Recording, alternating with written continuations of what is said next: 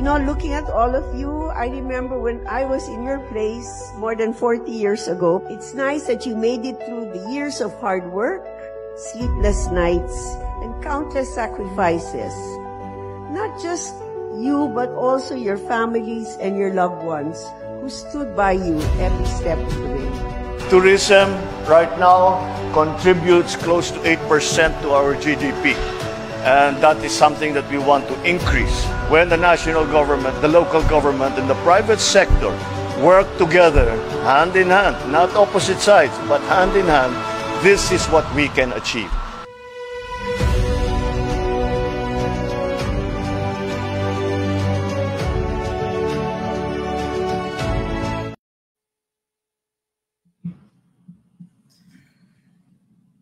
So magandang gabi po sa inyong lahat mga ka-BBM yan. Live na naman po tayo yan.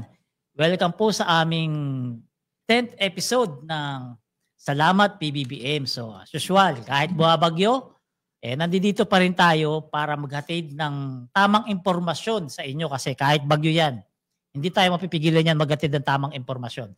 So ako po muli, ako po si Palerista TV at kasama ko ang dalawang gwapong vlogger. Ako po si Ian Dizon, no?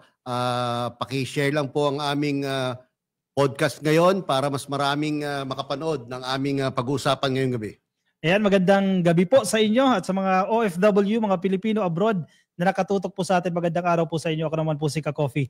Napakainit, bagamat maulan, napakainit ng ating pag-uusapan ngayon dahil sa pagbisita at pagkikita ni US President Donald Trump at ni Pangulong Bongbong Marcos at may mga umiyak. Oh, grabe. Daming nag-iiyakan. May umiyak. Grabe. May lumuluha. Itong 10th episode natin, inumpisahan kasi kaagad ni Joe, marami pa tayong pasakalye. Itong 10th episode natin, ito, special to ha. Special kasi, gaya ng sinabi ni Joe, maraming nagdadalumhati ngayon ng mga bitter, ng mga basher ni Pangulong Bongbong Marcos kasi si Donald Trump, bilib na bilib pala sa kanya. Grabe, todo puri sa kanya. Grabe yung description niya. Oo, todo puri. Ngayon, ano nga ba ang dahilan kung bakit nagpunta si Pangulong Bongbong Marcos sa Amerika? Anong pinakaunang dahilan nun, Yam? Sa akin, una-una yung tungkol sa tariff na inimpose ng US government sa ating bansa, sa lahat ng ating mga exports sa United States. At the same time, para pag-usapan ng mga bagay tungkol sa economy, tungkol sa defense ng ating bansa, tungkol sa West Philippine Sea.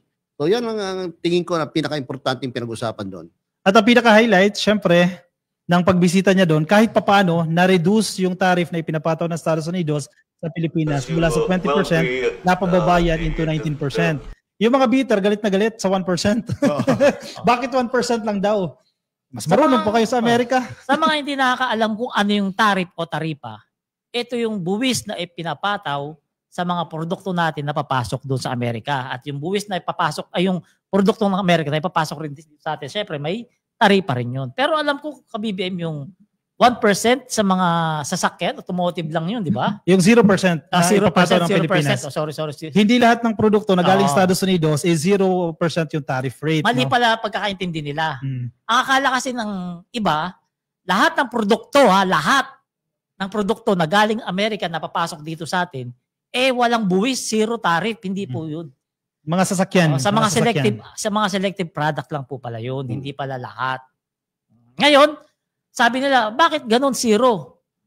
Ang pinaka positive po niyan, mga ka-BBM, isipin na lang natin sa pinakamagandang side, ito ay makalikha ng maraming trabaho dahil makaengganyo tayo ng mas maraming negosyante na magninegosyo rito sa atin kasi nga, zero yung produkto nila na ipapadala rito sa atin. At mas magiging mura yung produkto na US brand. Oo. Di ba? Alam niyo naman, kapag sinabi mong US brand as compared to other products na alam niyo na kung saan banda, malapit-lapit sa atin, hindi ganoon kaganda yung kalidad. Pero kung galing sa Estados Unidos, mga branded yan, mas mura yung produkto dahil zero tariff. But again, hindi lahat ng produkto 0% yung tariff.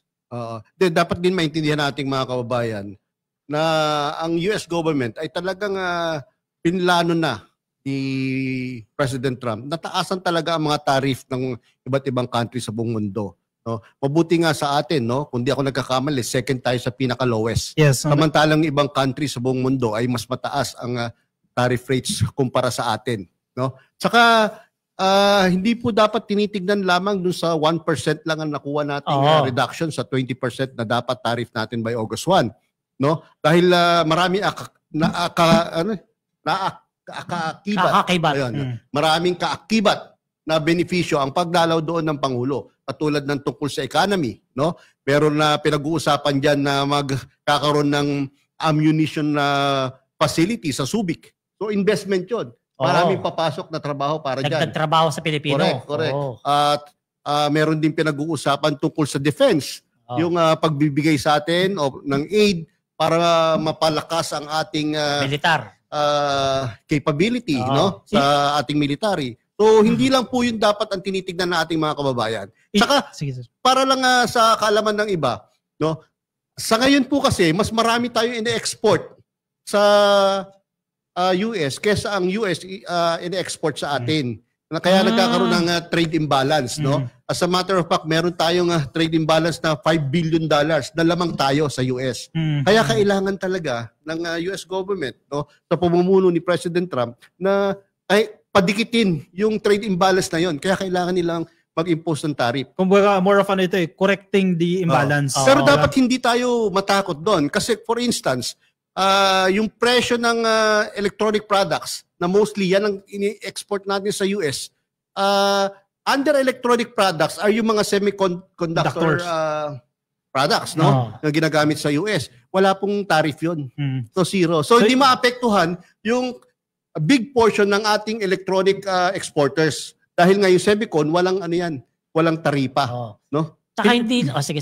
Pinapalaki lang ng mga deals yan eh. Ginagawa nilang big deal, ginagawa nilang issue yung taripa na yan. And idagdag ko na rin, no, yung isa sa naging resulta ng pagbisita ni PBBM dyan sa US, yung pagbibigay ng foreign assistance ng Estados Unidos na tumataginting po na 3 billion pesos. Correct. Napakalaking halaga niyan. Maitutulong yan sa Pilipinas. At saka yung doon sa meeting nila na yun, no, makikita mo, yung talino ni PBBM lumabas, no? Sa pakikipag-usap niya sa pinakamataas na leader. Magaling talaga makipag-usap sa mga foreign leaders si BBM. Isipin mo simula nung naupo siya, nakita naman natin yan. May video tayo, sir. May video tayo. Sige. Panoorin natin yan. Okay, sige. PBBM at ni Mamaya kami magbabasa ng comment nyo, ha?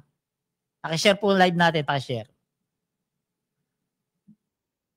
It's a great honor to have President Ferdinand Marcos Jr. of the Philippines. Viral na post ni Kakofi, no, kababayan. Highly respected in this country. I know that because I have many friends in the Philippines, and there's great respect, or I couldn't say it. So congratulations.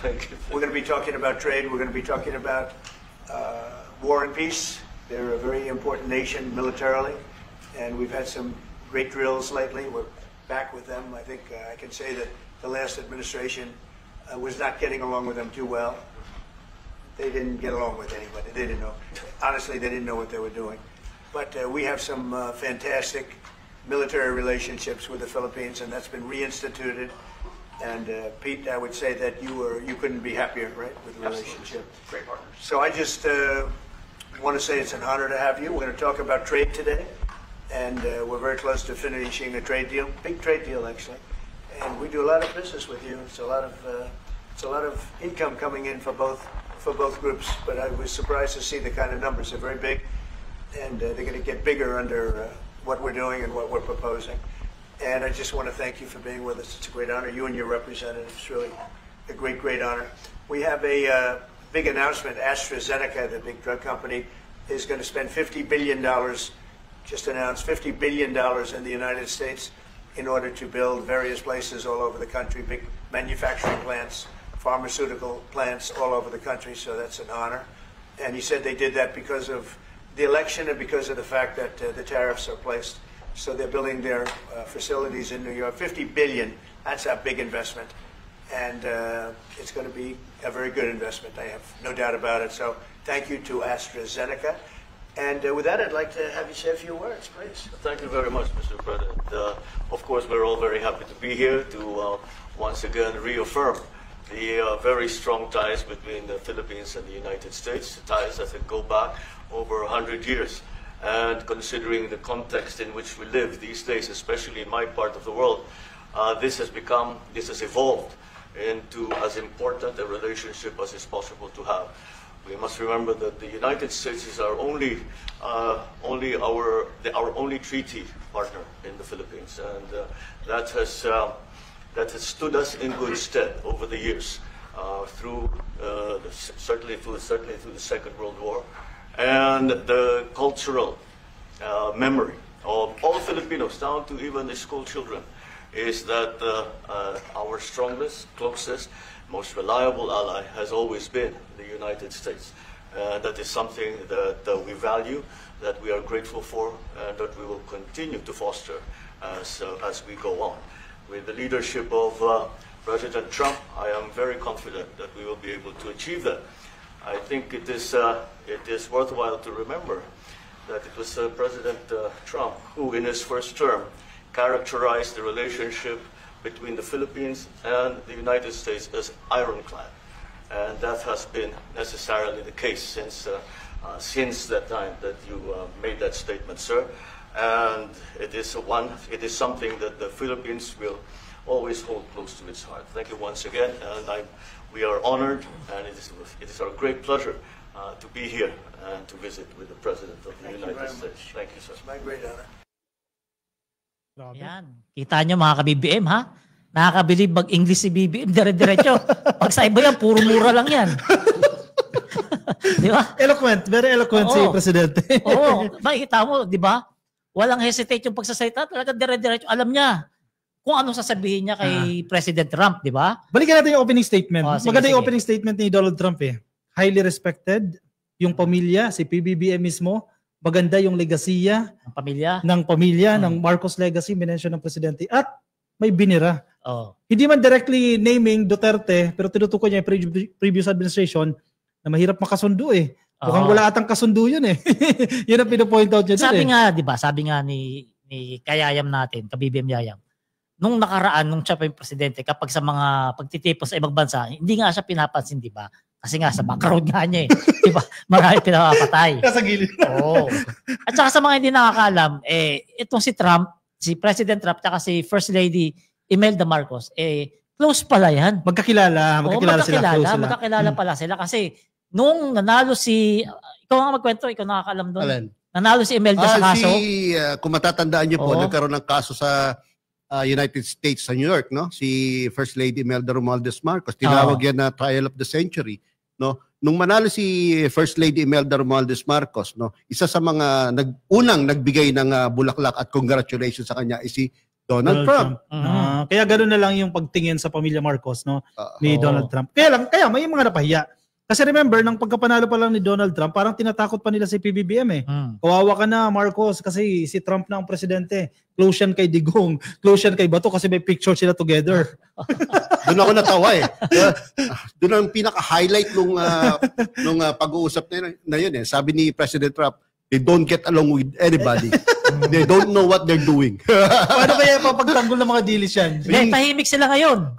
Dead man na lang. Doon lang sila sa zero tariff nag-concentrate. Sa 1%. Hindi nila pinagtatanggol doon. Napahiya yung amo nila na nakakulong na, napapahiya pa rin. Hindi nila binabanggit. Mga ka-BBM, yung day na sinasabi ni President Trump ay mga Duterte. So mga para klaro lang, para hindi na kayo mag-isip kung sino kaya yung day. Klaro naman po na nagre-refer siya doon sa previous administration ni. So bago tayo pumunta sa pangalawang topic natin, ito basa muna tayo ng mga comment. Ka-copy. Ang dami natin viewers sa 170. Nanonood po sa atin. Sabi ni Rowena Balisno. Hello po, mabuhay po kayo, mahal naming Pangulo, PBBM. Hello po sa inyo. Hello po, magandang gabi po. Sabi po ni Mines Misno. Suot ko na nga ito sa laming ko. Huwag ka na magpanggap. Yung nakaraan ng Pangulo, nag-i-English din naman, pero mamaya may karuntong ng Bisaya. Hindi kaya consistent eh. Okay pa nga yung dating Pangulo. Paano yung pusit? Kung paano kung vice presidente? Hindi, paano kung makikihelp kay Donald Trump? Tatawag paano makikipag-usap yun? Tatawag ng spokesperson. Tawag ng spokesperson. O kaya may binabasa, mali pa. O kaya may interpreter. Isipin mo na lang, halimbawa, di ba? Si Pusit yung presidente ngayon. Makikipag-meeting kay Donald Trump. Kay Donald Trump. Isipin mo, kaya yan abutin natin. Totoo. Ang Pilipinas, di ba? Kasi alam naman natin yung kalidad ng Pusit na yun. Kung ano yung kalidad nun sa pag-i-English. Pakikipag-usap, basically. Yung capacity to think ba? Oo. Malayong malayo. So sabi po ni E.R. Bautista, Great Marcos Legacy minus Aimee. Talagang ini-exclude nyo si Manong Ivy, ha? So, Jerry Marcos, ang ganda pa dito. We love PBBM but not Aimee. Yeah, Sunflowers. Ayan, Shout kumusta out po? sa Maasin City, sa Southern Leyte. Shout out po sa inyo. Pakisabi po kung nasaan po kayo ngayon, no? Oo. Para ma-shoutout po namin kayo. Yaka Meron na naman. ako nakita, meron taga Hong Kong, eh. Ay, ito, taga London. Marami. Oo, marami. Ito, si Remel Galat ba? Galut. Watching from Hong Kong. Boss, kamusta po? Happy viewing po sa inyo. Kay Tess Fernandez sa Hagun. Yehey! Hindi na ako nahuli manood ngayon. Oy, na-share mo na ba? Sabi ni Share nyo dapat, share nyo dapat. Nimpa Moscare. Si Aimee lang nakakasira sa mga Marcos. Kudos PBBM. Ayan, huwag niyo po kakalimutan mga kabibig. Baka nag-enjoy kayo masyado sa kapugian namin tatlo. Nakakalimutan niyo mag-share, ha? O share nyo po. Bago kayo mag-comment masaya. yan, share din po muna para makatulong tayo, maipakalat ang tamang impormasyon. Para marami pong maging masaya sa gabing ito. No? Magkaroon tayo ng kasiyahan dahil lang ang ginawa ng Pangulong Bongbong Marcos sa United States ay talagang very successful po. Nakaka-proud maging Pilipino. So huwag na tayo patagal-tagal kasi 10 minutes na lang sa segment ko. Ito, kay First Lady Lisa Marcos sa Saudi, grabe achievement to. Isa pa yan. Kay First Lady, alam nyo ba, nagpunta si FL sa Saudi. Kasi meron tayo rin mga kababayan na may mga problema sa mga papeles na hindi makauwi rito sa atin. Ang ginawa ni FL, tinulungan lang naman niya para makauwi dito sa atin. Kung hindi ako nagkakamali, baka isinabay niya na yata sa aeroplano Hindi pa. Kasi mga nakabagahin na eh. Pwede ko bang paliwanag yung sitwasyon nila? Sige. Kasi ako po, nakapunta po ako sa Saudi Arabia, sa Riyadh, sa Dammam, saka sa Jeddah. Sa Jeddah, nakita ko po sa konsulado, marami pong tinatawag na distress Filipinos doon. Matagal na pala yan? Matagal ng issue yan. At karamihan sa kanila mga babae. Alam niyo ko po kung bakit. Kasi sa Saudi Arabia, dapat po mayroon kang tinatawag na ikama. Yung ikama po, yung parang residence certificate nyo po, na pwede kayong magtrabaho doon, pwede kayong pag-alagala doon. Ngayon, kung wala po kayong ikama, no? Pwede po kayong hulihin. Either i-penalize kayo o ikulong kayo o deport kayo. Ang mabigat ko ikukulong, di ba? Ngayon, yung iba po dyan, hindi naman po sa sinisiraan ko yung mga kababayan natin. Meron po kasi nangyayaring sitwasyon na nagkakaroon po sila ng anak. No? Bawal yun dun. Nang walang tatay. Kasal o tatay. No? Nagkakaroon sila anak. As a matter of fact, dyan po sa mga distress na yan, may mga dependents. May mga bata po na kasama na medyo malalaki na. So, ibig sabihin kung gaano po katagal yung edad ng mga bata na yung gano'ng katagal na po silang distress doon. Kaya kung ano-ano na lang ginagawa nila doon, tumutulong sa mga konsulado or sa embassy, tapos nangihingi na lang ng mga tulong sa mga kapwa nila overseas Filipinos. Kasi hindi po talaga sila pwedeng makita ng mga tinatawag na mutawa, yung mga religious police dun sa Saudi Arabia dahil talagang huliin sila. Ang pinaka na doon, maswerte na yung i-deport sila. Pero paano kung ikulong? Lalo na kung pag nagkasala po sila. Kasi yung pagkakaroon ng anak na wala akong asawa, walang tatay. Malaking kasalanan yun. Ano po yun? Adultery po sa kanya. Ang tawag doon sa kanila is zina. Zina ang tawag doon. So pag nahuli ka na ang offense mo ay zina, adultery po yun. Talagang ikukulong ka po dyan. Meron pa nga pong slash. Di ba? Latigo. Latiguhin ka dyan. Diba, no? Pero although matagal na yung... Kapag babaeng Saudi yung nakagawa ng ganyan, matindi talaga parusa. Sa kanila, doon sa kanila. Kung national nila, matindi parusa. Pareho din sa atin. Kaya malaking bagay, may 43 tayo na distress OFW dyan, plus may dependent sila, mga minor, 8. Yun. Malaking bagay na napuntahan sila dyan ni First Lady, at least kahit paano nabigyan ng assistance. Nako, mga ka-BBM, habang buhay na po magpapasalamat ang pamilya na yan dahil hindi po madaling sitwasyon yan. Nare-resolve lang na po yan kapag ang gobyerno mismo ang tumutulong sa mga yan. Pero kadalasan po, tumatagal po ng taon ang sitwasyon ng mga tao diyan, kawawang-kawawa po. So ito pala, nung magpunta pala ni First Lady ron, bawat repatriate ay nabigyan niya pala ng tulong pinansyal. Meron 50,000 50,000 mula sa DMW, 10,000 mula sa OWA, plus balik Pilipinas, balik hanap buhay pa.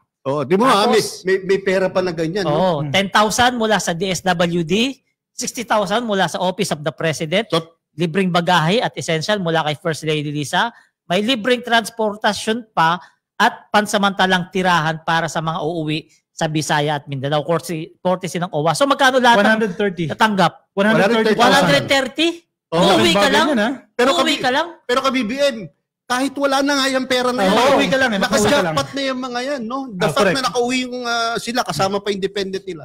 Para kayong tumama na rin po sa loto dahil napakahirap po ng kalagayan nila sa Saudi Arabia. So buti pa itong mga to, nakakauwi na itong mga kababayan natin dito. Yung isa doon habang buhay na sa dahig.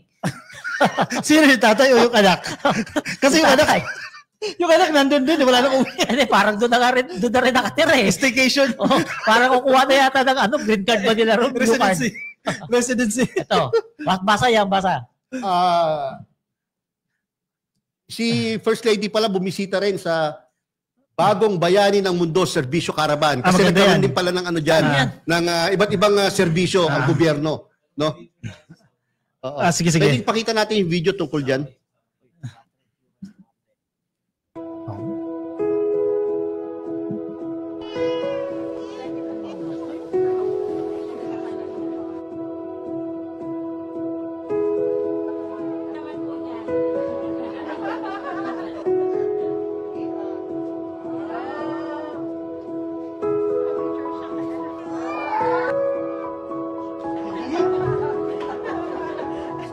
Merong mga stroller, mga playpen para sa ating mga babies. Ingat kayo.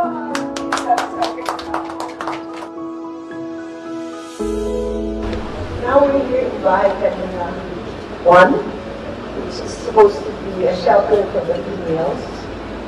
Wala akong nakikita mag-distress dito. For me, you are survivors. Diba? I don't see boring statistics. I only hear stories. I see the strength of each and every Filipino. You have endured more than most can imagine. And still you manage to smile. And still you manage to help each other. And still you have a hope.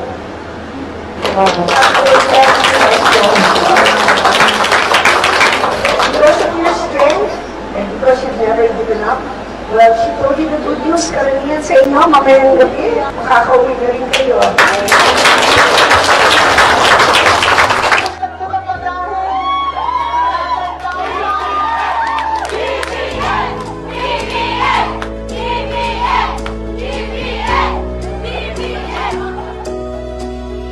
This wouldn't have been possible without the tireless effort of your kababayan sa PAN.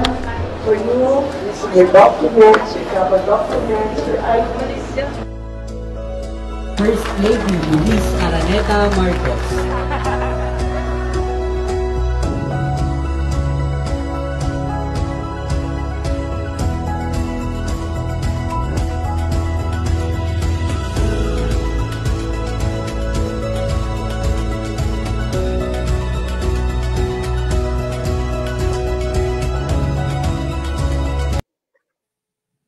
Grabe So yan, grabe tumaas balahibo ko ron. Emotional yung sitwasyon. Medyo mababa ang luha ng ating First Lady lalo sa mga ganyan sitwasyon. Talagang naiyak siya sa mga kwento ng mga distress overseas Filipinos doon. More than the financial assistance, yung presence ni First Lady doon, malaking bagay na yun para sa mga OFW. Diba? Kasi ano yun parang assurance yun, nandito kami, sinusuportahan namin kayo, di namin kayo papabayaan, may gobyerno. At mahal pala talaga ng mga OFW ang pamilya Marcos. Si First Lady, grabe yung sigawan nila dyan, PBB. Totoo lang, wala akong naalala na ang First Lady dumalaw sa mga ganyan. Wala akong naalala in recent memory, no? Siguro kasi hindi alam kung sino yung dadalaw. Alam mo, nakita ko kay First Lady kanina medyo naluluha-luha siya Diba? Kahit yung nakaraan din naman, yung 13th First Lady, naluha-luha rin yun. Nang nakulong. Pag hindi pantay yung sustento. May lamang ba? Kasi syempre, hindi pantay yung sustento, syempre, lugi, di ba? Maluluha ka talaga. Pero seryoso. Itong ginawa ni First Lady na to, parang first time First Lady dumalaw sa mga OFW at nagbigay ng tulong. Tapos, by the way, andun yung mga iba't ibang departamento ng gobyerno na makakatulong sa ating mga overseas Filipinos, katulad ng DMW, OWA, DSWD, SSS, PhilHealth, Pag-ibig, DTI, Land Bank, PAU Office ni Persida Acosta at saka yung Philippine Statistics Authority. Yan kasi mga ahensya na kadalasan kinakailangan ng ating mga overseas Filipinos. Basta tayo ng comment, sabi ni Shakira, nakakaiyak po yung ginawa ni First Lady natin para sa mga kababayan natin na nasa ibang bansa. Solid Marcos po talaga, may tunay na malasakit ang mga Pilipino. Good job. Sana ba? Good job sa mga idol at nalaman namin ang mga project ng ating Pangulo First Lady. Shout out Idol Palaris ba? Palakas sa akin to Tesmar Vidal Balmonte, salute you First Lady. Ingat po. Okay, mamaya tayo magbasa ng mga comment. Dito tayo sa pangatlong topic natin, etong fake news na kumakalat na naman, na diadawit na naman si First Lady. Kahit si First Lady gumagawa ng tama, gumagawa ng maraming proyekto, tumutulong sa maraming tao, hindi pa rin nilulubayan ng mga dili sa copy-fake news nila. Kasi eto na nga, di ba? Yung doon may lumabas na namatay na isang Pilipino sa ibang bansa, idinadawit si First Lady. Hindi naman pala totoo. Fake news. At ang maganda dyan, yung mismong nanay na. Ang nagsasabi. Nung namatay, nung tanto ko nga, ang nagsasabi na walang kinalaman si First Lady doon sa pagkamatay nung anak niya. Pero syempre, hindi pa paniwalaan ng mga dilis yan. Mga tanga eh. Kasi argument nila ay totoo. Yung lagi nila, paniniwalaan nila, yun na yun. Kahit mali yung police report, paniniwalaan nila. Pero yung sabi sa akin ng isang dilis, para maniwala kami pala rin sa kailangan mag-video call doon ng pinaka-head ng police, pakita yung police report. May ganun ba? Di ba, nakakaawa na lang talaga. Sana gumawa sila ng AI. Matindi. Merong live activity dito sa Pilipinas si First Lady. Pero hindi pa rin sila maniniwala. Live yun kasi daw nakahold daw sa LA. Hindi lang yan. Hindi raw sumama sa working visit o official visit ni PBBM sa Amerika. Dahil natatakot daw baka aresto. Oo nga di ba? Ewan ko ba sa mga to? Bakit lagi nila pinag-iinitan si First Lady? Dahil ba naiinggit sila sa beauty ni First Lady? Naiinggit sila sa talino ni First Lady? O dahil hindi sila pinapansin? Kaya nagagalit sila. Mas lalong nagagalit. Pero palagay ko, it's cultural. Maraming mga Pilipino na hindi kayang tanggapin yung isang strong lady, yung matalinong babae, merong independent-minded, strong-willed, no? Yung mga ganun ba? Merong profession like being a lawyer, no? So, maraming sektor sa ating lipunan na hindi pa ganun katanggap para sa babae, na siya yung medyo nagli-lead. Kapag iwanan ng panahon. So, itong mga dilis na to, very traditional na masama na yung naidudulot ng pagiging sobrang traditional. Ito, basa tayo comment. Sir, sana maisipan ni First Lady tumakbong presidente. Ay, nako. Gusto namin kaso parang ayaw niya. Ayaw ni First Lady. Sabi sa'yo, no? Nag-chat sa'yo Kachat lang ngayon lang, ayaw niya tumakbo. Sa totoo lang, doon sa Malacanang, binibilang na nila yung di ba? Yung may countdown sila ron, di ba? Araw na matatapos ang termino ng kanyang asawa. So mga ka-BBM, mamaya tayo magbabasa ng comment nyo at medyo goal tayo sa first segment natin ngayon. Ito po si Yayam Dizon para sa ikalawang segment natin. Ano bang susunod na segment natin? Ang pag-uusapan natin, mga ka-BBM, ay tungkol sa whole of government approach, no? Sa pag-attend sa calamity na nangyayari ngayon. Kasi recently, sunod yung ulan. Sunod po yung baha, no? Dito lalo na sa Metro Manila, no? Dahil as a matter of fact, ilang araw na pong walang pasok sa gobyerno. Kung nagkakamali, hanggang bukas, wala na naman pasok. Yung mga bata sa paaralan at yung government services, no, or offices, no, wala na naman. Kaya gaya ng inutos ng ating Pangulo, kahit na andun siya sa United States, no, ang isip niya na andito din dahil alam niya meron tayong mga kababayan na nagsasuffer dahil sa mga baha at dahil sa malalakas na ulan. So pasalamatan pala natin itong mga magigiting natin ng mga operator dito sa Bagong Pilipinas. Kahit bumabagyo, umuulan. Correct. Kahit wala silang pasok. Pumasok pa rin, makapag-scatter lang. Thank you. Kasi sa bahay, ano yung asawa? Salamat sa inyo. Salamat kasi dahil sa inyo, may podcast tayo ngayon. Dapat wala talaga to kasi sarado nga to. Muntik po kami hindi makapag-podcast kasi walang pasok dito sa opisina. Thank you. Mabuti na lang. Kaya sa mga PCO, masipag itong mga tao nyo rito, kahit wala kayong pasok, tinulungan nila kami, maipahatid lang yung magandang balita patungkol kay PBBM. Pero Kopi, ano masasabi mo sa naging Disaster response. ng ating gobyerno tungkol sa nangyari ngayon? Nagpunta ako ng evacuation center sa Marikina. Okay. Naka-preposition na yung mga relief goods sa ipapamahagi. Ang bilis, di ba? Yung box ng DSWD. Kasi nakapackage na yun for several days eh. Tatagal na yun for several days. Nakabaksa ba? Eh. Hindi na yung plastic? Hindi, wala nang ganoon. Nakabox na lahat. At goods na yan for 3 days or 3 to 5 days depende sa number ng pamilya. So bago pa man tumulak si PBBM papunta sa Estados Unidos, nagpunta na siya dyan sa Pasay yung National Resource Office, NROC, 'di ba, kung saan nire-repack yung mga relief goods na ipapamahagi. Yun yung high-tech na. High-tech na yan, 'di ba? Yung gumagamit ng mga conveyor. Correct, para papabilis. At dineliver na yan sa iba't ibang probinsya para pagtama ng bagyo, andiyan na yung relief goods. Alam mo yung wala rito nangyayari kay PBBM tuwing may sakuna? Walang relief goods na nasisira. Walang mga nabubukbok. na-expire. Walang mga nababasa. Lahat kasi pinamimigay kaagad, hindi na pinapatagal pa sa bodega. Hindi katulad ng bilyon-bilyon halaga ng goods na nasayang noon, no? Noon kasi kinokontrol eh. Kala mo sa kanya eh. Kala mo kanya yung pera eh. So shoutout sa mga kapitan na nag-aangkin ng mga donasyon. O kaya yung mga dilatang mumurahin, yung mamahalin pala, like spam, no, corn beef na imported, papalitan ng mga local. Hindi na uso kayo yan. Hindi na uso. Yan ang maganda dito sa panahon ni PBBM. Wala pa yung bagyo. May tulong nang dumarating sa mga kababayan natin. Hindi gaya dati, pagkatapos ng bagyo, 3 araw bago dumating yung tulong. At kapag meron kayo na encounter na gano'n, yung mga relief goods tapos papalitan, matagal mga gano'n, hindi nakakarating, o yung mga sira, ireklamo lang po natin. Kailangan ng Pangulo ng mga ganyang feedback para malaman niya kung anong ginagawa sa baba. No? In fairness, collective yung efforts, no? Whole of government approach talaga yan. Correct. DSWD, napakagaling na DSWD, mabilis umagapay, iba't ibang ahensya ng gobyerno, Philippine Coast Guard. DOTR. Diba? Libreng sakay.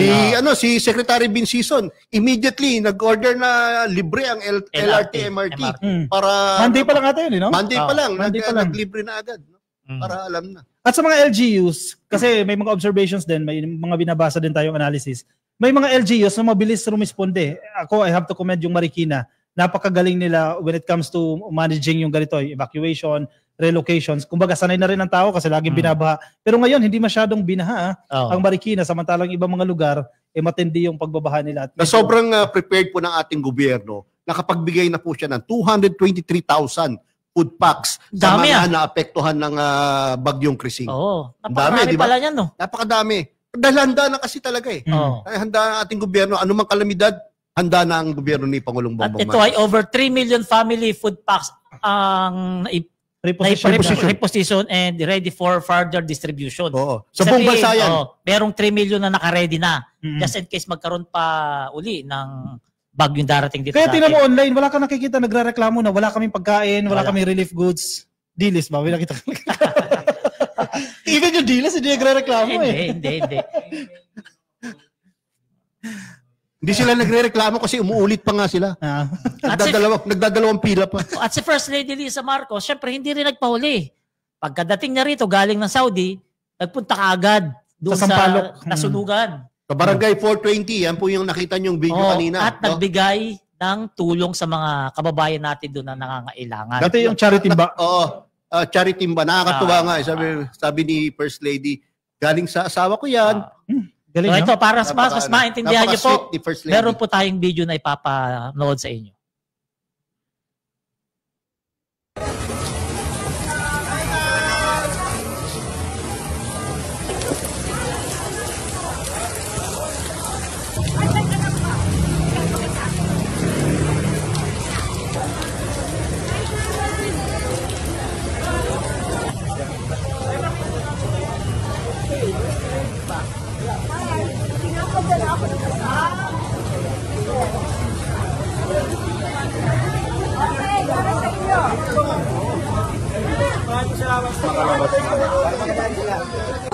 Yan para makakalabas. Thank you very much. Malakas. Lagi ka sa asawa ko. Ma'am. Lagi sa asawa ko.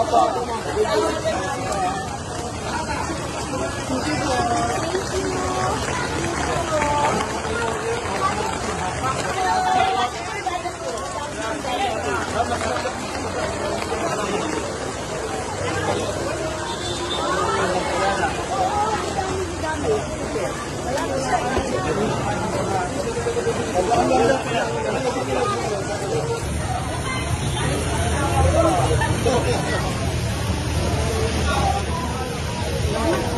Pila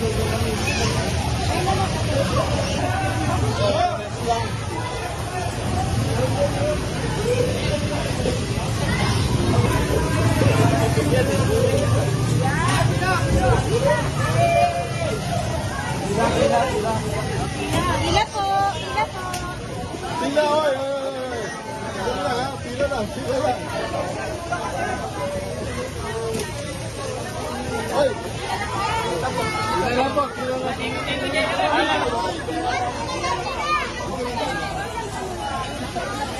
Yung.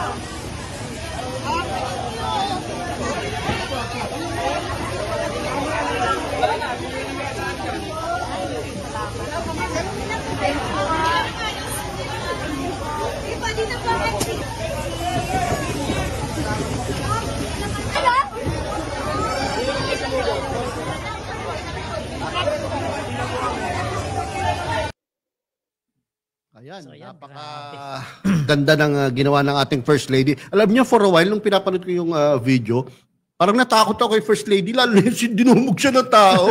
Dami, no? Oo, dami. Hindi, parang hindi niya na iniisip yung kanyang safety. Wala nang arte-arte, no? Wala, grabe. At saka parang mabigat yung timba. Diba? Kasi Kahit si General Torre, nahihirapan buhatin. ang daming laman kasi noon, no? Ang daming laman. May bigas, may dilata.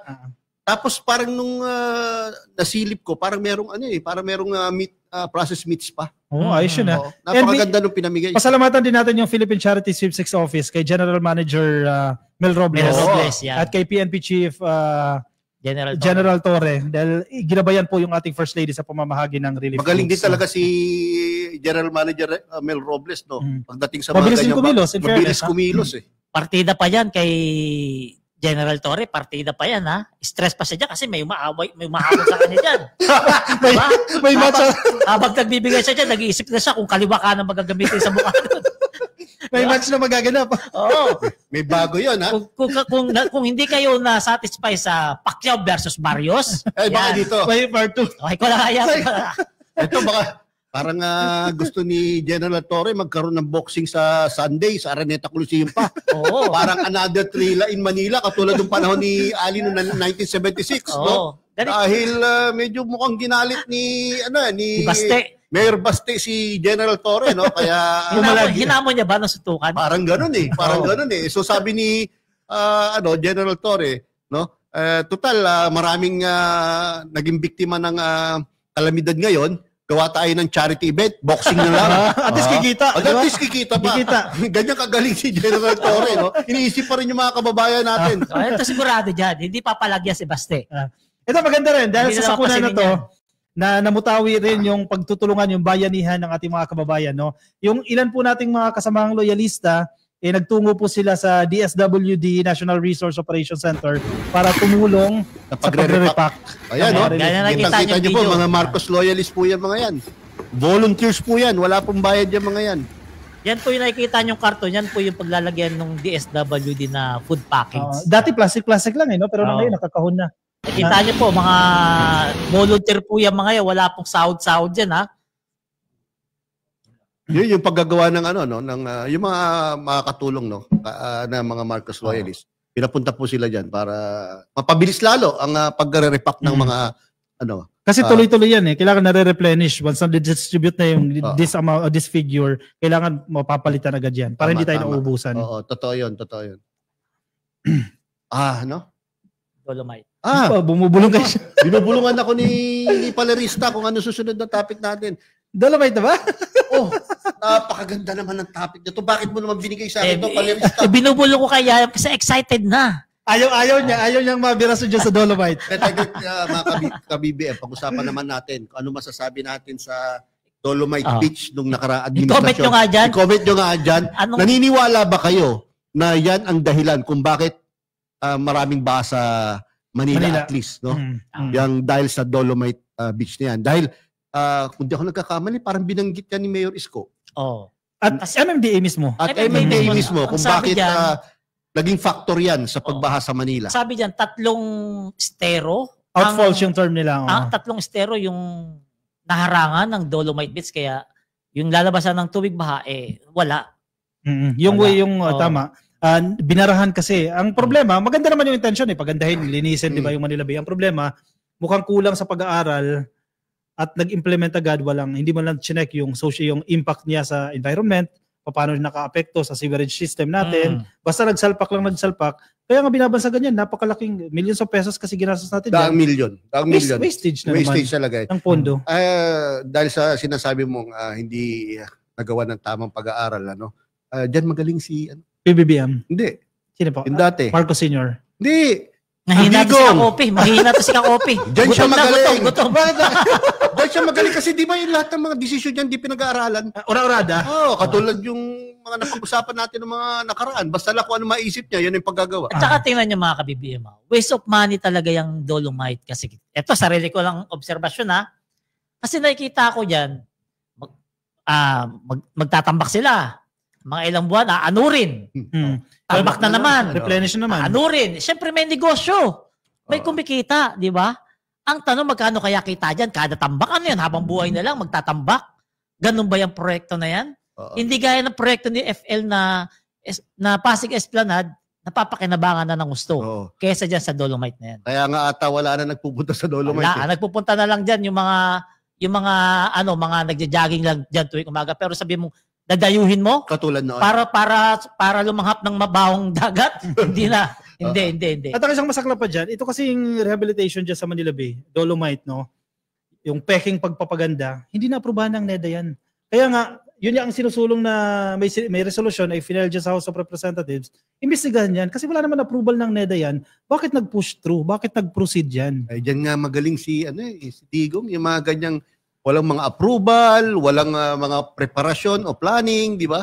At ang matindi pa dyan COVID. Kung kailan kailangan natin ng pondo, dun yan ginawa. Kasi mangungutang naman eh. Di ba?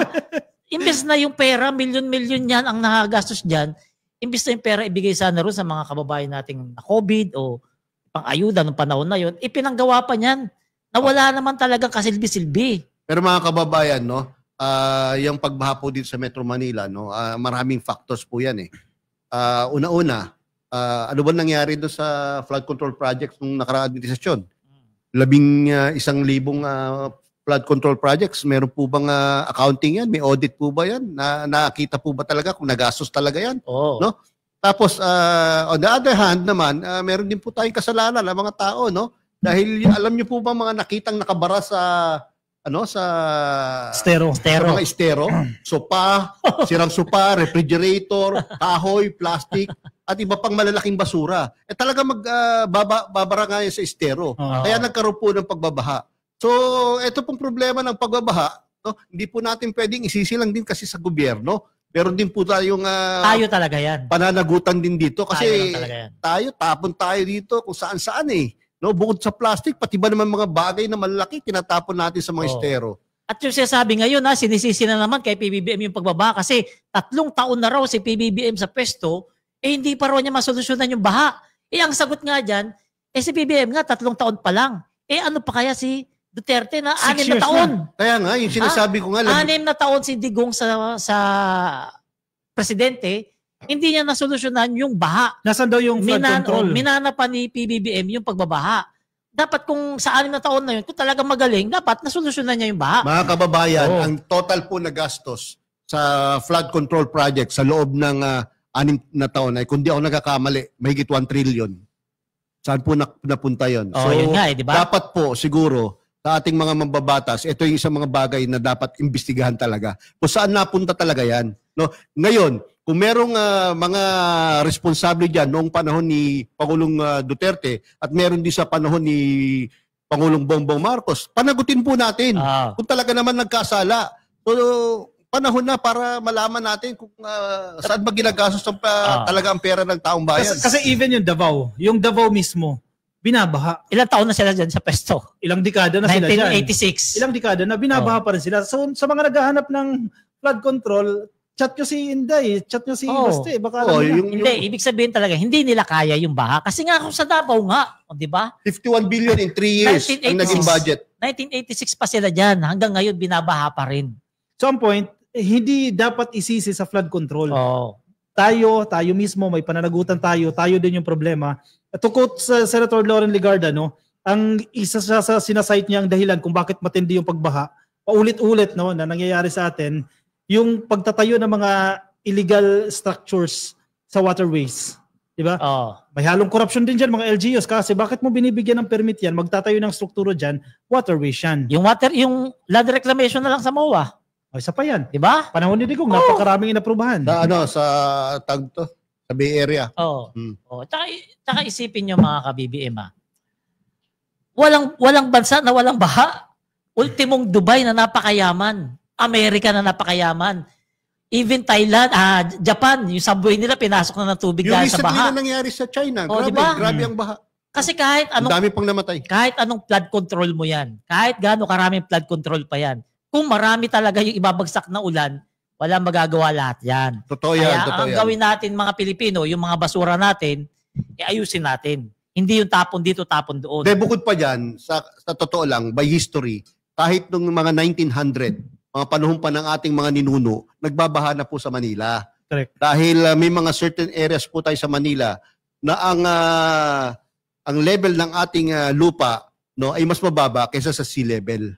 Kaya talagang theoretically and common sense lang na talagang pag masyadong marami yung tubig na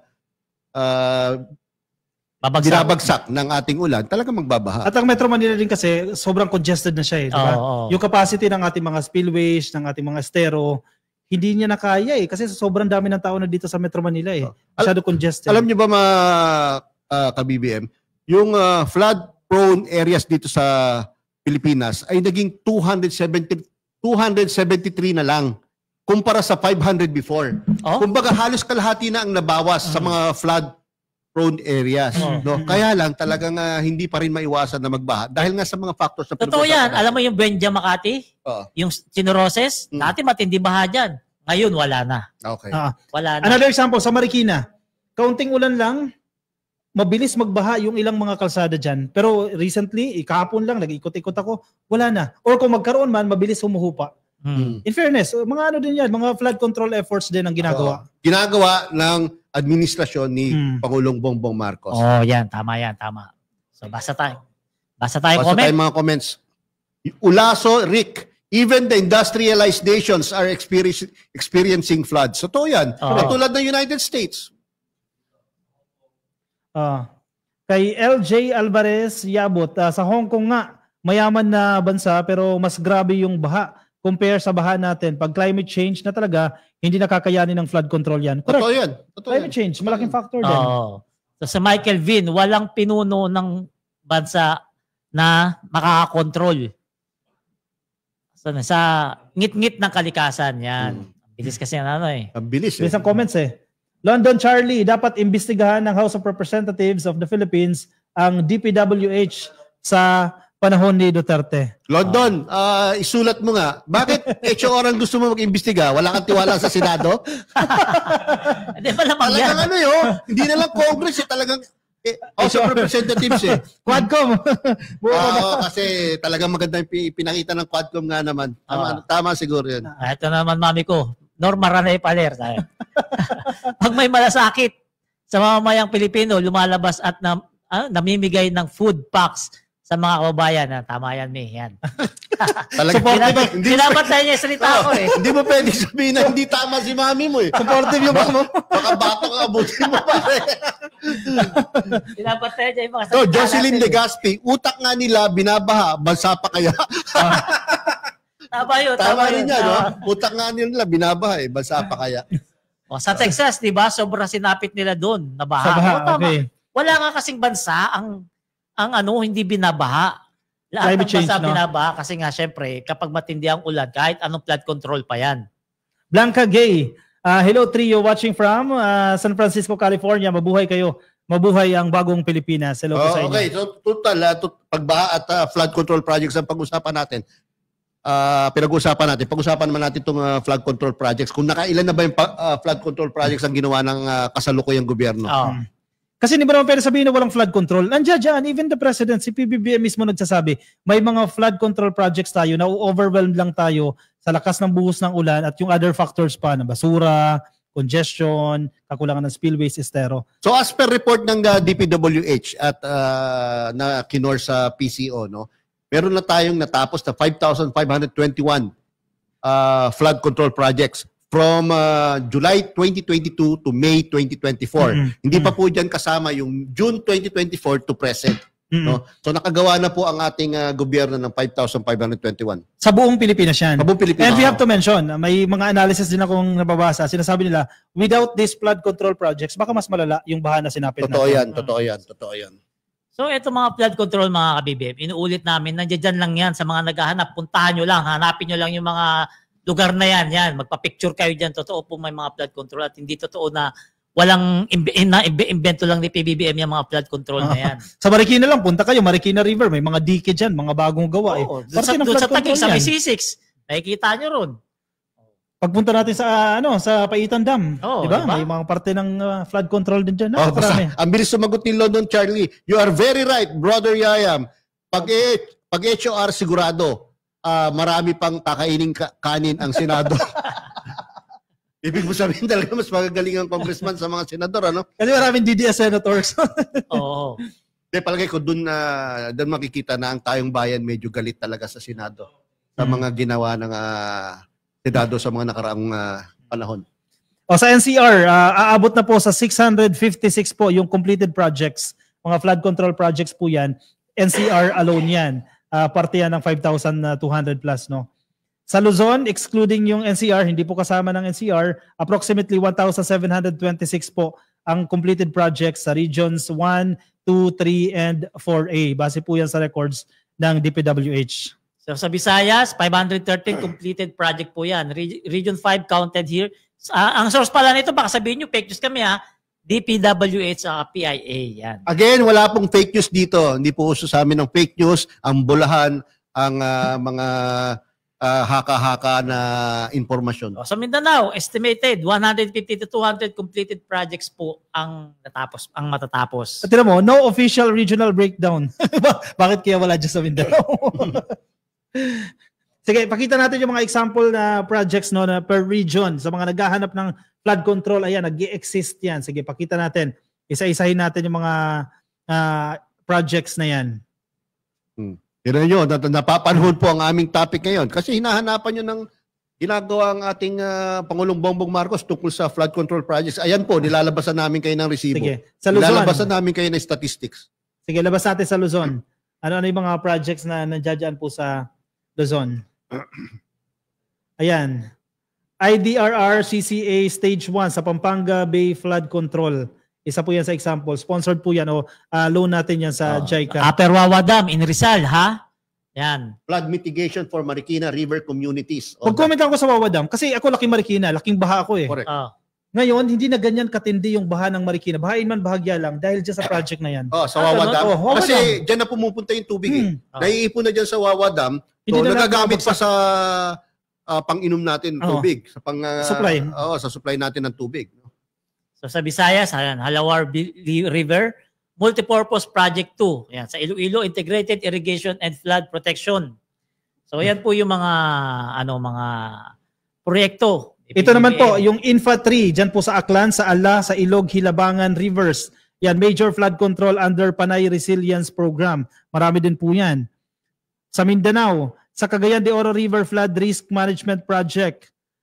It protects 614 hectares and 60,900 residents po yung napoprotektahan itong flood control na yan. Napakarami palang proyekto, no? Napakarami. Hindi po haka-haka o drawing yung mga yan or bola yung mga data or information na binibigay natin. Galing po yan sa DPWH report. Ito may comment si Jimboy. Jimboy Blanes, no way. Maniwala ako sa inyo, sasabihin pa rin ng kakilala kong fake news. Correct!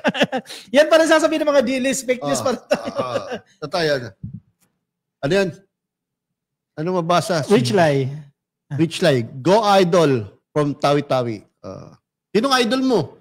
Palerista, syempre. Tatlo daw. Yan, Blanca Gay. Ginagawa ng government ang lahat para ma-solve ang flood problem. Sana tumulong din ang mamamayan sa pag-iwas ng flood. Everyone has to do their yan po part here. Yan po ang i-emphasize ko.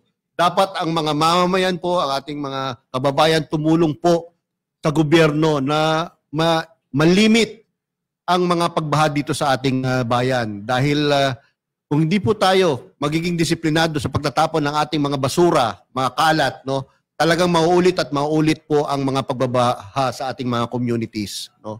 Kasi hindi sapat yung resilient ka lang eh. Hindi Diba? pwede. Kailangan may long-term na solution din na ginagawa naman na. Ang disiplina Ngayon. talaga, nasa atin muna talaga yan magsisimula. Kung ayaw natin makaranas ng baha, wag ayusin natin yung pagtapon ng basura natin. Factor Diba, din. sabi, yung basura babalik sa'yo. Totoo po yun. Literally and figuratively, bumabalik talaga sa atin. Oo. Diyan na sa Taytay, example dyan sa Barangay Karangalan, may ilog dyan eh. Sino familiar dyan eh. Pag umapaw yan, puro basura yung naglalabasan. So may problema sa atin. Tayo nagtatapon kung saan-saan tayo, hindi natin iniisip man lang, simpleng pagre-recycle, simpleng pagtatapon, waste management, pagtatapon ng basura sa tamang tapunan, kinakalimutan natin. Tapos maghahanap tayo ng mga flood control kapag binabaha tayo. Unfair naman yan. So mga ka-BBM ha, zona ni PBBM sa Lunes. I-comment nyo nga dyan kung ano yung ine-expect nyo sa zona ni PBBM Ano sa Lunes. sasabihin ni PBBM sa Lunes, mga kababayan? Sige. Paki-comment nyo po. No? Mga sir, next week, pwede po ba kayo ano yan? Mag-coat and tie for Sona. Wednesday, hindi. Hindi, Lunes yan. Barong po kami dyan, barong. Barong Po kami dyan, bali nakaano na yung upuan namin doon, sa likod kami ng mga ng congressman. Ang Yan. tanong, may hiwa daw. Isa dili sa mahiwa. Walang hiwa. Walang hiwa. Uy, balita na natin sa kanila, sa ating mga viewers, no? Na Friday, Saturday, Sunday po, no? 6 p.m., no? Panoorin niyo po kami. Meron kaming special show, no? Tatawag po namin Serbisyong Ramdam, a Pre-Sona special, no? Kaming tatlo rin po 'yon. Ang ipapakita po namin diyan ang posible. Hindi ko namin po sinasabi na yun po lahat na ipapakita, pero posible pong ipakita namin diyan yung lahat ng yung ibang mga sasabihin ng ating pangulo, no, sa zona niya. At saka ito, special talaga sa amin to kasi mismo kami pinuntahan namin ha. Yung mga sinabi namin diyan sa preso na report namin na yan, pinuntahan mismo namin yung mga proyekto na yun, mga project ni PBBM. Gaya ng Paitan Dam at saka yung mga pabahay ni PBBM, nakita mismo namin. Bigyan lang natin ng counting patikim, no? 3-part series kasi ito, eh, no? Tama. Yung pre-Sona special podcast namin, no? 1, nag-focus sa ekonomiya.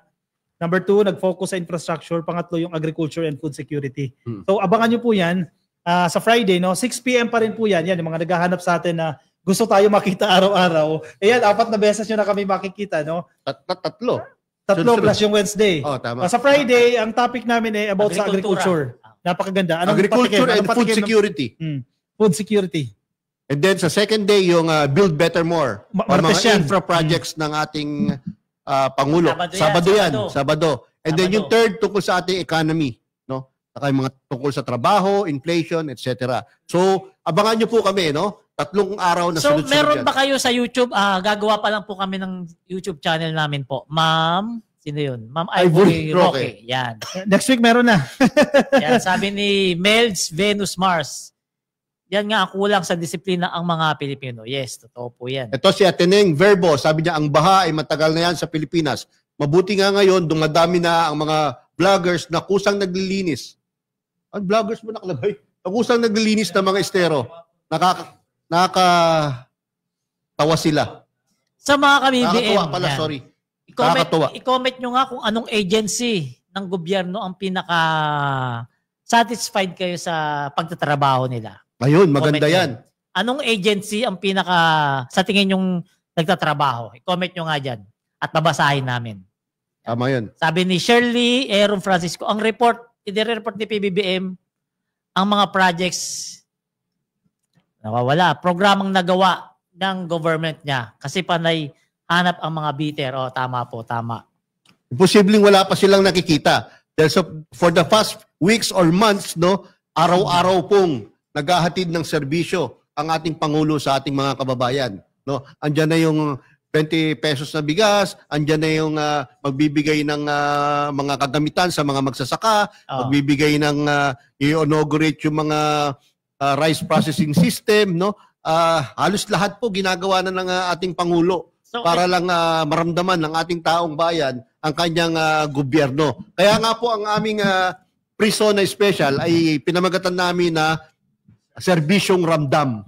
Dahil makikita po natin, mararamdaman po natin na andyan po ang Pangulo, no? Nagsiservisyo sa kung atin. mapapansin mo sa comment section niya, tinatanong natin kaya kung anong agency sa tingin nagtatrabaho. DOTR, ang dami Ako, DOTR din. ang dami Kung tatanungin ako, DOTR. Oo.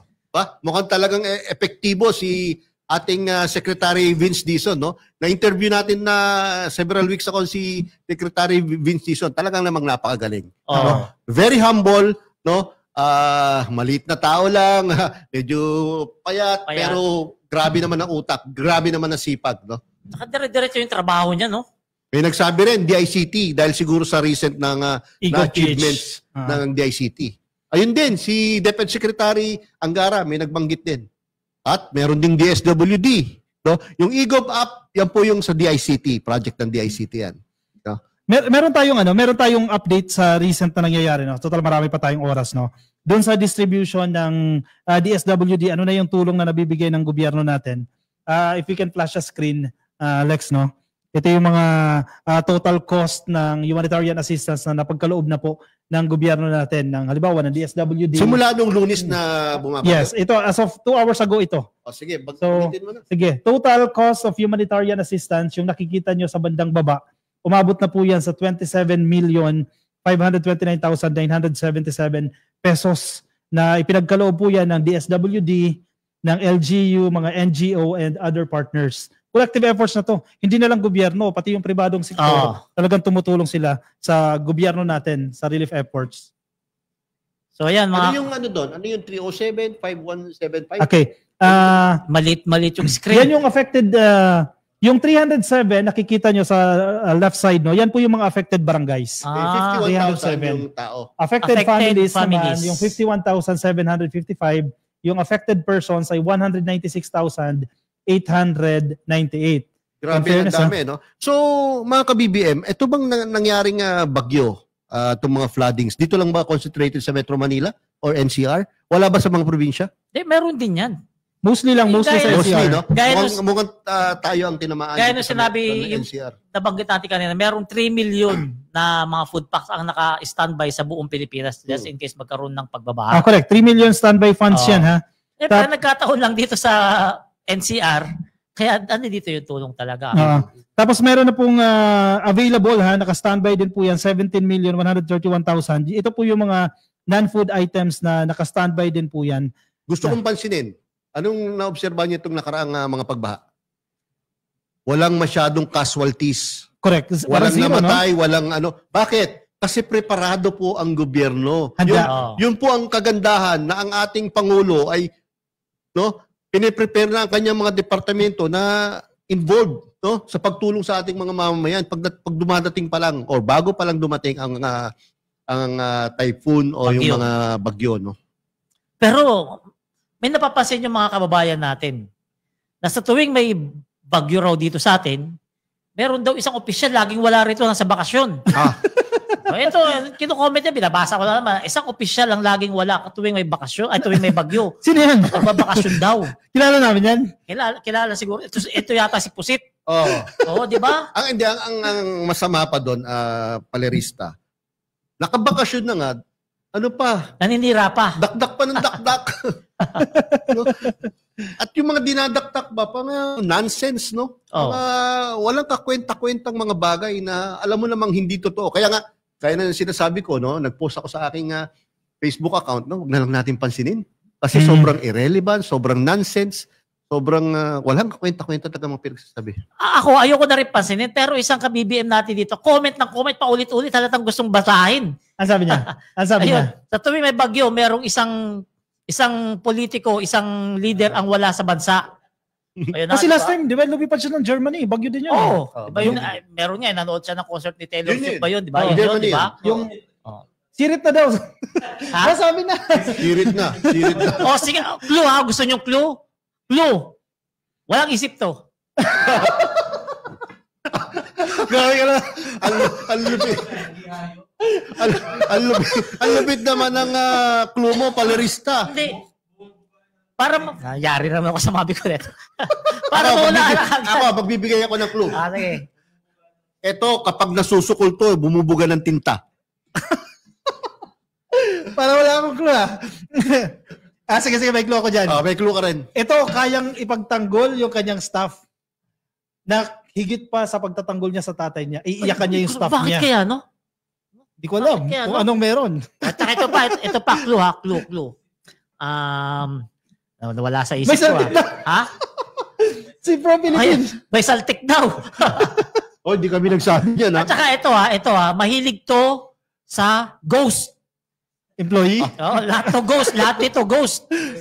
Ewan nga, kung di nyo pa mahulaan yung pinapahulaan namin kung sino tong Ito, ano na to, pahamak ha? si ano eh. Ayama Divad. Ayama Divad. Sirit na. Sirit pa rin eh. Hindi mo pa rin nasuhulaan. Ito, last clue. Clue. Kulang to sa pansin at masyadong inggit to kay Pangulong Bongbong Marcos. So, yan, pag di nyo pa rin mahulaan yung pinapahulaan namin sa inyo, ewan ko na talaga. Lahat, binigyan na namin sa inyo. Kasi baka gusto yung posisyon. Kaya ganyan na. Yun talaga. Tapos Yun may Alipores pa yan na napakadaldal, nandiyan dyan din sa Hague. Isang pugante na pogo lawyer, di ba?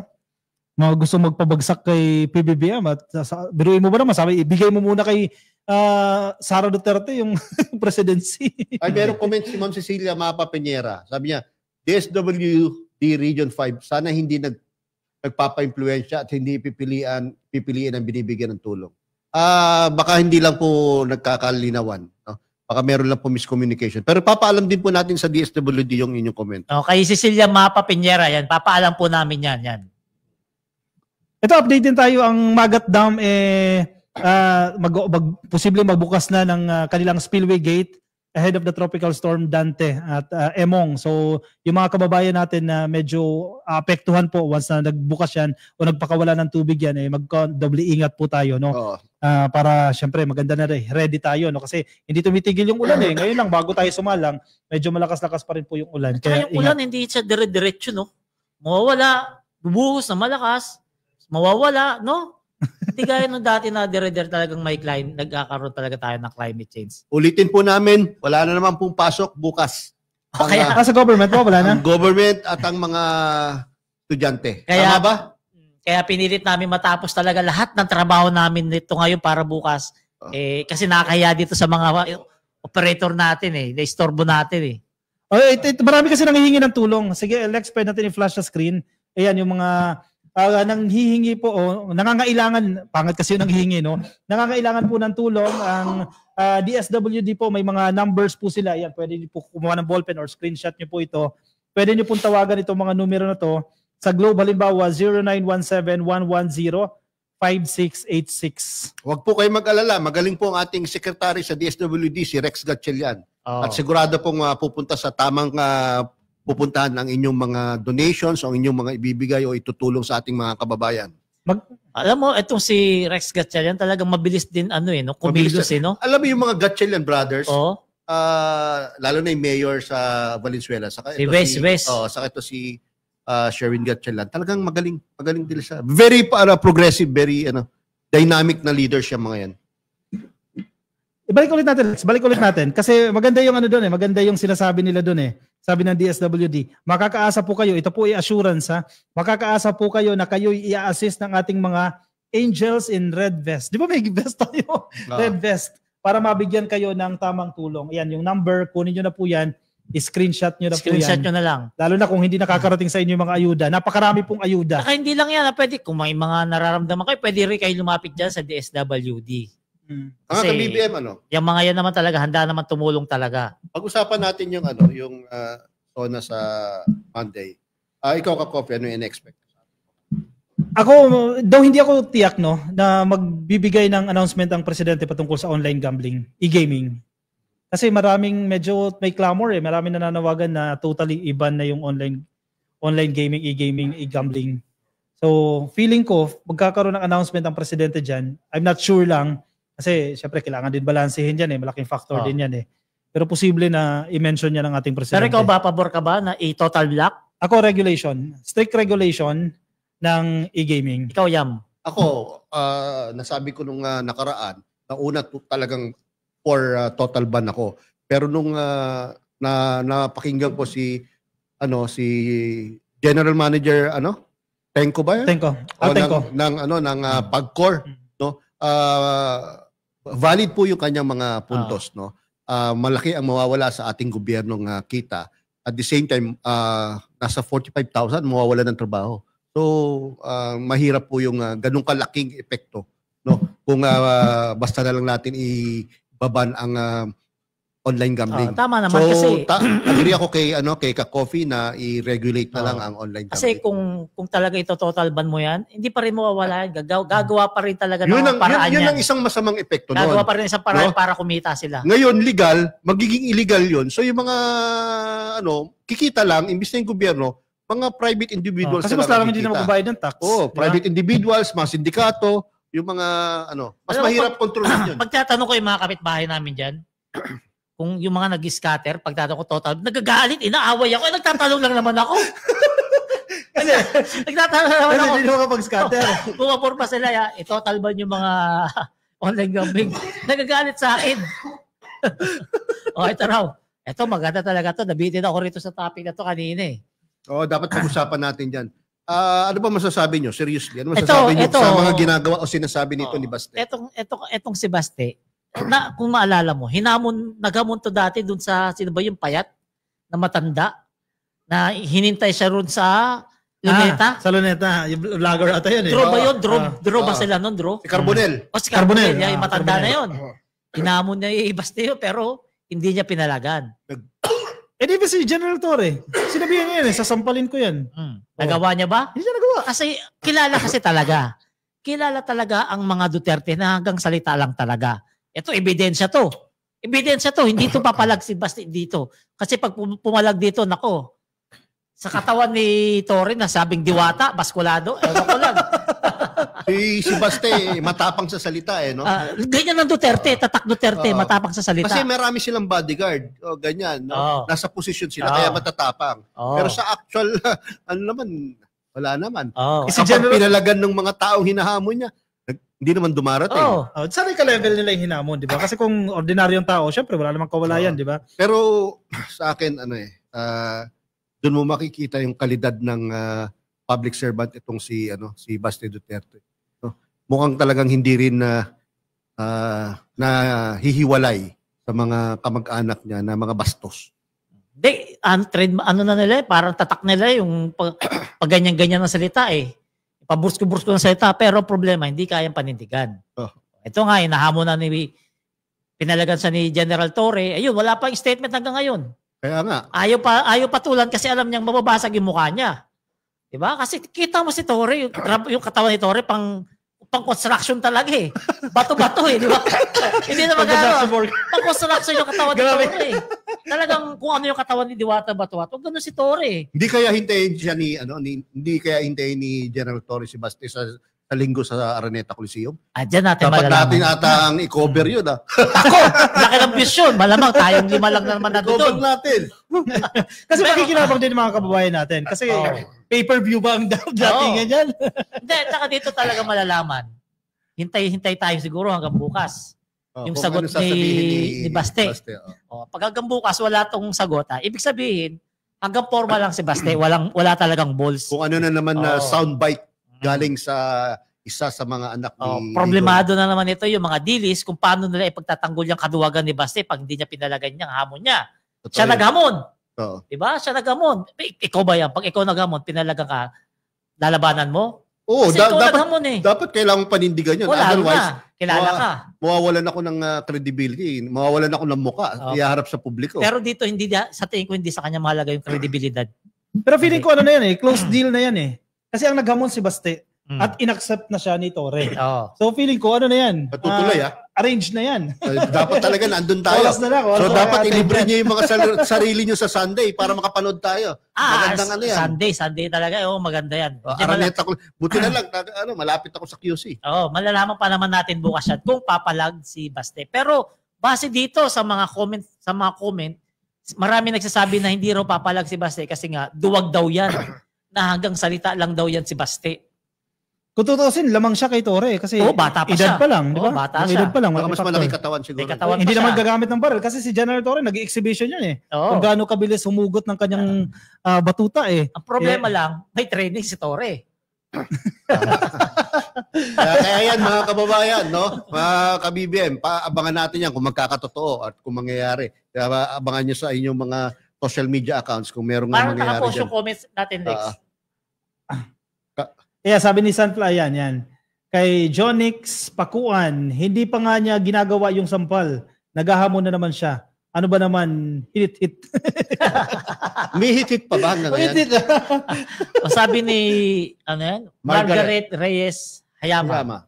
Yabang lang ni Baste. Pakita niya yung tatlo niya sa likod niya. Ay, tato. Tato. Tato niya sa Si likod ano yun? niya. Si Paulo atay may Paulo. tato sa likod. Si Pulong yun. Ano pa?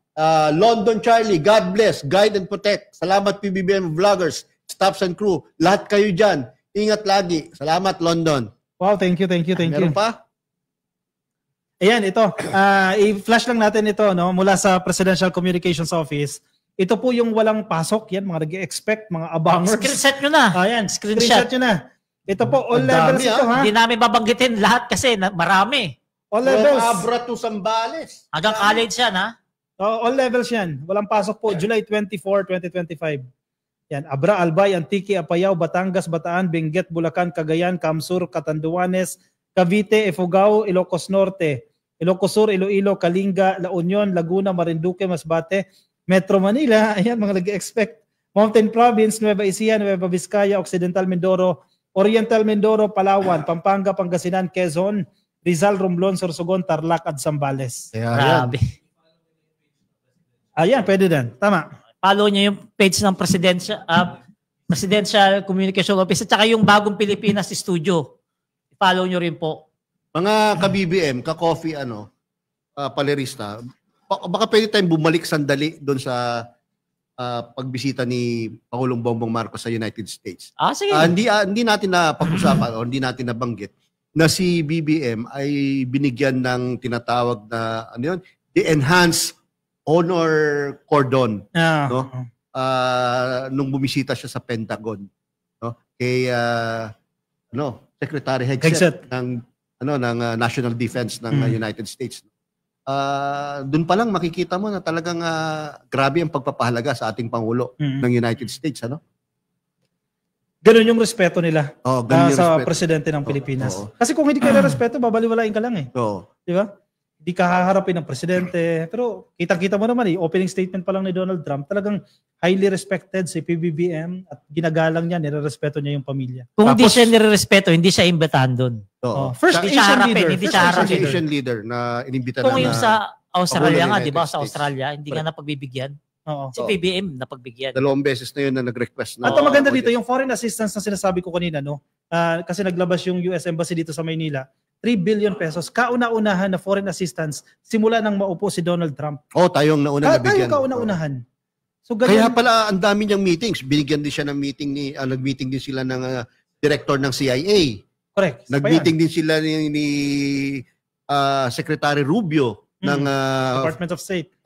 State Department, no? So halos lahat ng mga importanteng tao sa kabinete ni President Trump, no, naka-meeting ni BBM. Doon siguro lumabas yung mga yung mga side deals or negotiations aside from the tariff rates na pinag-usapan sa United States. No? Kaya diyan ata lumabas din yung magkakaroon ng ammunition na manufacturing plant sa Subic.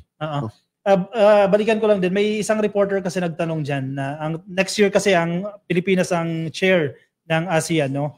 So tinanong siya, paano mo, ang China bilang partner din ng ASEAN, tinanong siya, paano mo babalansehin yung relasyon ng Estados Unidos, relasyon ng Pilipinas sa Estados Unidos sa China?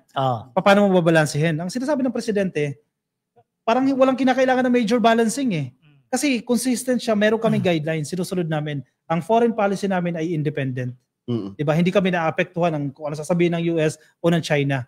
Independent yung aming foreign policy at ipagtatanggol namin yung aming soberanya. Hindi namin isusuko ang aming teritoryo dahil may sinusunod tayo, may ruling dyan na sa amin ang teritoryo. So hindi magbabago. Saka maganda yung sinabi ni BBM sagot sa media, no? Sabi niya parang ang dating ng kanyang sagot ay parang he wishes na hindi kailanganin yung pagpapalakas ng depensa ng Pilipinas, pero talagang necessity. Kailangan talaga. So, yan dahil naman, sa sitwasyon natin with our neighbor. So yan naman maganda kay PBBM na hindi siya kumikiling sa isang bansa lamang. Talagang independent tayo, hindi gaya ng iba na talagang kiling na kiling dun sa China. Oo. Tilting. Ang term ni President Trump, tilting. Halos ibenta na tayo. Mag-provision na nga tayo, di ba? Pero si PBBM hindi siya papayag na maging ganyan tayo. At yung sinasabi ni Trump na yung tilting nga na sa China, hindi niya naman sinabi directly, no? Pero ang pinopoint out niya, hindi naging maganda para sa Pilipinas yung ganong sitwasyon. Kaya nga, dinidescribe niya yung previous administration, parang hindi makasundo eh. Walang kasundo eh. Yung previous administration, di ba? Masakit yun. Masakit yun para sa kay Digong, sa kanyang kampo. Pero hindi kayo nagtataka. Bakit kagabi nangyari yan, di ba? Madaling araw rito. Bakit hanggang ngayon walang mga dilis na nagtanggol dyan? Walang reaksyon. Walang sumagot dyan sa statement na yan ni Donald Trump. Sa tingin nyo, bakit kaya? Paano nila i-dispute? Paano nila i-debunk yung pinakamakapangyarihang tao sa buong mundo? Sa Earth. Actually, sa Earth. Kasi napahiya eh. Hindi lang pala sa Earth, sa universe. Pinakamakapangyarihang tao sa universe. Paano mo paano mo kukontrahin yun? Di ba? Kaya ngayon, siguro baka dahil walang pasok, baka nagiinom na tong mga to. Sasama ng loob. Sasama ng loob. Hindi mo rin masisi kasi siyempre, di ba?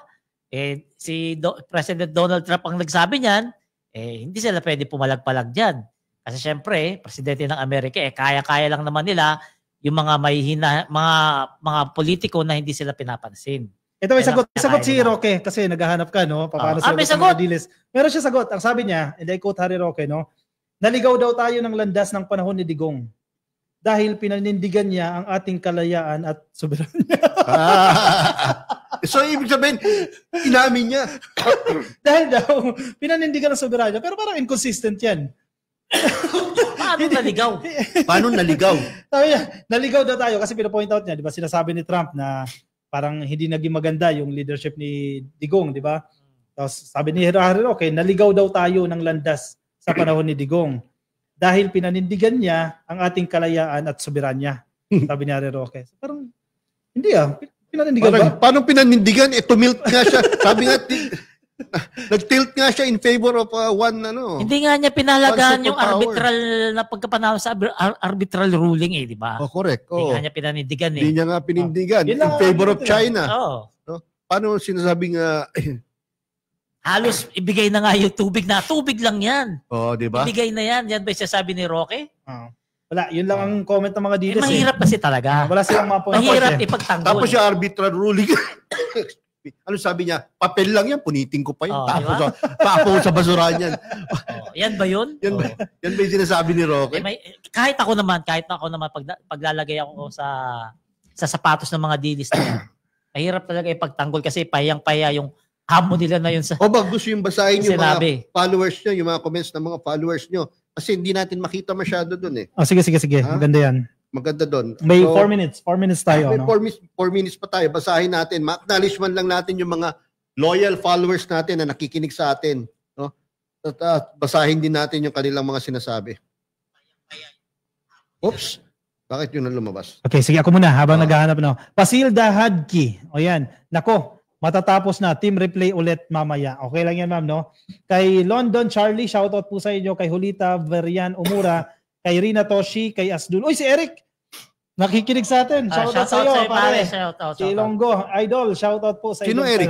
Eric Asdulo. Tropang Ilonggo. Kasama natin na vlogger, no? Sabi naman ng isang followers ko, Sir, marami naman nanonood sa inyo, ba't hindi nyo pagawing 4 na oras? Ako, hindi po kaya. Isa't kalahati lang talaga.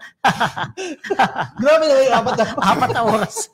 As of this time, may 7,000 viewers, ha? Grabe. Shout out kay Carol E.P. Mac, Amy Pudol and Calyado. Good evening po, watching from Caloocan City. Si Jill Review TV, hello guys, sabi niya. Jill, shout out. Hi Jill. Kababayan ko yan, waray yan, maupay nga adlaw kayo. Melody Gambito, watching from Hong Kong. Happy viewing po sa inyo. Tess Fernandez Sahagod, still watching and listening habang nagre-ready for work. Romel Salazar. Sir, yung pinapahulaan mo, ang dami nagsisirit, hindi mo man lang sagutin. Sino ba yan? Meron pa rin. Meron pa rin. Sagot mo lang. Meron pa rin ba? Hindi pa rin masagot? Sagot.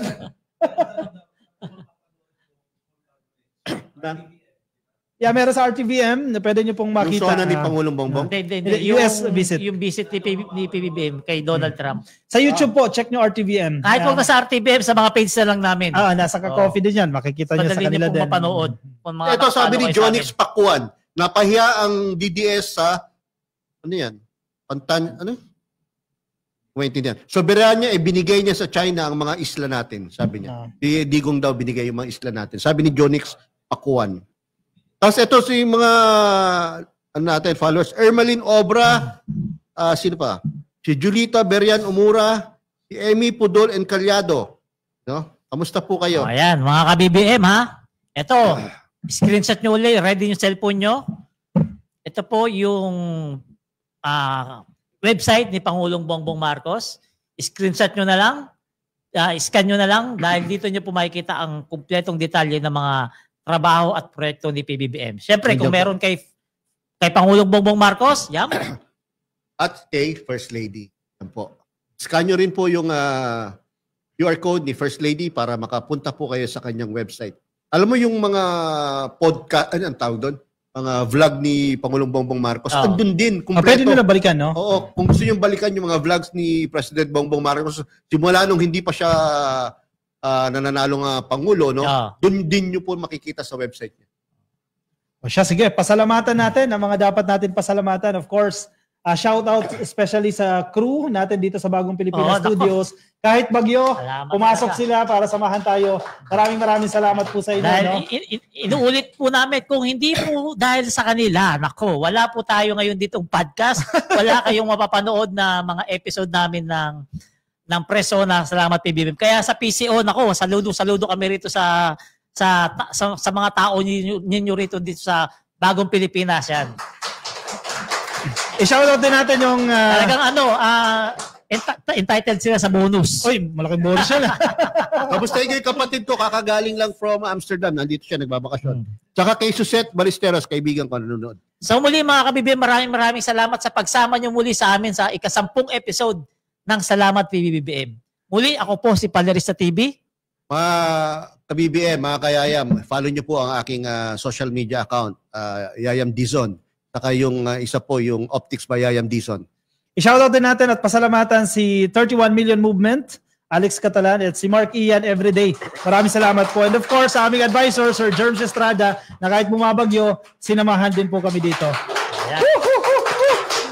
Alam mo, alakas ang palakpak mo.